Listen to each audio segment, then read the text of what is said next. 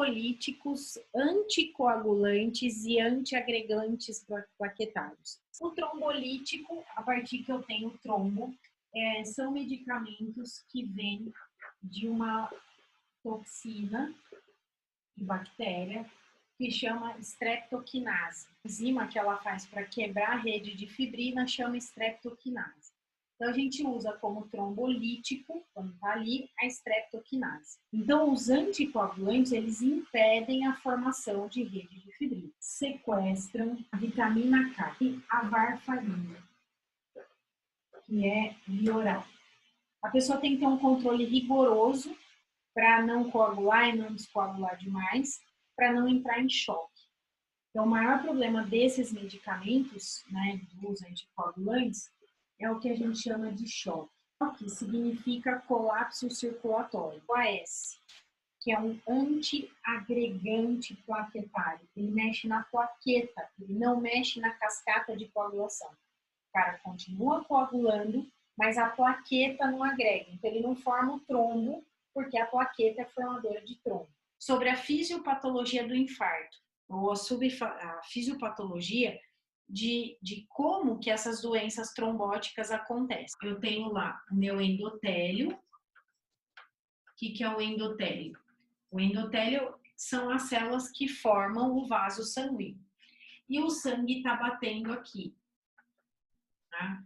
Isso daqui chama força cisalhamento. Cisalhar ou cisalhamento é o fato de você ficar fazendo isso aqui. O sangue, quando ele é ejetado, ele não é ejetado assim. Ele é ejetado assim. A válvula cardíaca faz esse movimento para ejetar o sangue.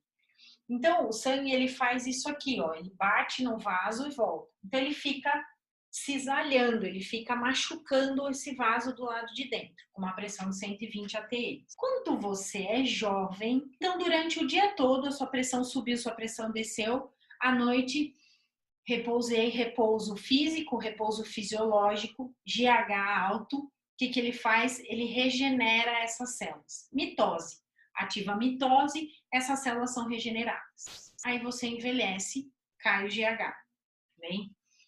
Cai o GH, essas células diminuem a produção de óxido nítrico.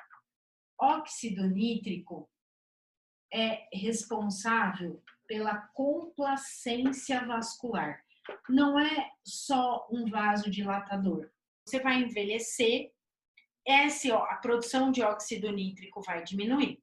Se você fumar, sequestra óxido nítrico.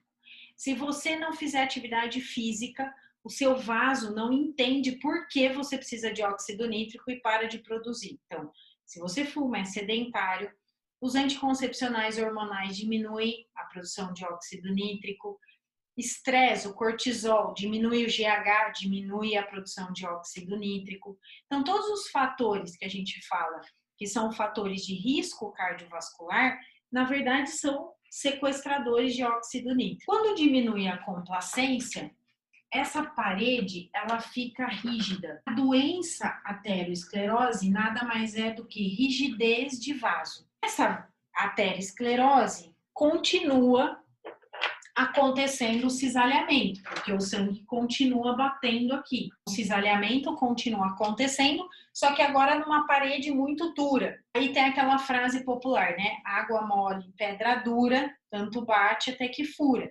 Exatamente isso que acontece. Então, esse sangue vai cisalhando o endotélio e você não tem óxido nítrico, não tem um vaso maleável, que é isso que a gente treina, na verdade, e aqui que vem o seu fator genético, começa a ter microfissuras nessa parede. Aquela célula do sistema imunológico chamado macrófago olha essas microfissuras. E ele não sabe distinguir se o problema está vindo de dentro para fora ou de fora para dentro. Mas ele sabe que ele precisa fazer diapedese e ir até o local. Então, o macrófago, ele vai para o endotélio. Então, aqui está o vaso, o macrófago, ele entra no endotélio e começa a fazer isso aqui. Quando ele chega no endotélio, ele vê um ambiente sem vírus, sem bactéria. Não tem vírus, não tem bactéria ali. E aí é tipo chegar numa festa com comida sem ninguém. Você faz o quê? Manda um WhatsApp para os amigos. O macrófago começa a inflamar. Exatamente, ele começa a chamar células inflamatórias para o local. E as células começam a entrar. E isso aqui é célula que começa a ser atraída para esse local. A partir de uma aterosclerose, você formou um ateroma. Deixa a parede do vaso extremamente frágil, porque ele está crescendo, ó. Ele não cresce para dentro. Entendam que o sangue continua passando. O sangue, ele não obstruiu, ele está dentro do endotélio, ele está para lá do endotélio, tá? A questão é que essa parede fica muito frágil. Essa parede muito frágil, a pessoa passa por um estresse, tem um pico hipertensivo e o sangue vem aqui e bate com uma pressão muito alta. Na hora que bate nesse ateroma, tudo isso que estava aqui dentro rompe, ou seja, vaza. Imagina a meleca. Começa a sair célula, resto de célula, lipídio oxidado, tudo aqui. As plaquetas loucamente começam a ver produto de inflamação na corrente sanguínea. Meu produto de inflamação na corrente sanguínea ou é um extravasamento, ou uma sepse, ou alguma coisa absurda que está acontecendo. Então, eu tenho a agregação da plaqueta. E por isso que é melhor eu antiagregar uma pessoa infartada do que usar um anticoagulante. Porque quem vai gerar o trombo nesse caso são as plaquetas, né? A partir daí, o órgão que tiver na frente, entre hipóxia e anóxia, o exemplo do coração, mas pode ser músculo, pode ser o exemplo do House, porque aconteceu isso com ele, e pode ser músculo, qualquer um, eu vou usar o coração, que foi onde a gente mais errou. Então, eu tinha a artéria, né, o vaso que levava o sangue, e tinha o trombo aqui. Então, foi gerado o trombo, e esse trombo diminuiu o fluxo sanguíneo para o coração, tá? Primeira coisa, achar que esse trombo foi formado hoje para amanhã. Isso aí já estava ali há um tempo. A aterosclerose já estava formado, o ateroma já estava ali. Então, esses vasos já não eram complacentes. A oxigenação para o coração, a oxigenação para o pulmão já não estava acontecendo. Toda vez que um órgão entra em hipóxia, que diminui a quantidade de oxigênio, então, não está passando oxigênio suficiente, o músculo se prepara para morrer em hipóxia. Como se prepara para morrer? Ele não consegue mais usar glicose, que é a principal fonte de energia dele. Porque não está chegando oxigênio. Lembra que para usar glicose, eu preciso ter oxigênio. Então, olha que ideia do músculo muito interessante. Antes de ter o trombo, ele usava a via glicolítica. Ele usava glicose na presença de oxigênio para fazer ATP. Tá? Então, antes de ter o problema, ele usava glicose porque ele tinha oxigênio suficiente e gerava grande quantidade de ATP para ele se manter. Quando a gente submete um músculo, um órgão à hipóxia é um processo na patologia que a gente chama de degeneração. Degeneração é um processo reversível. A hipóxia leva a processos degenerativos.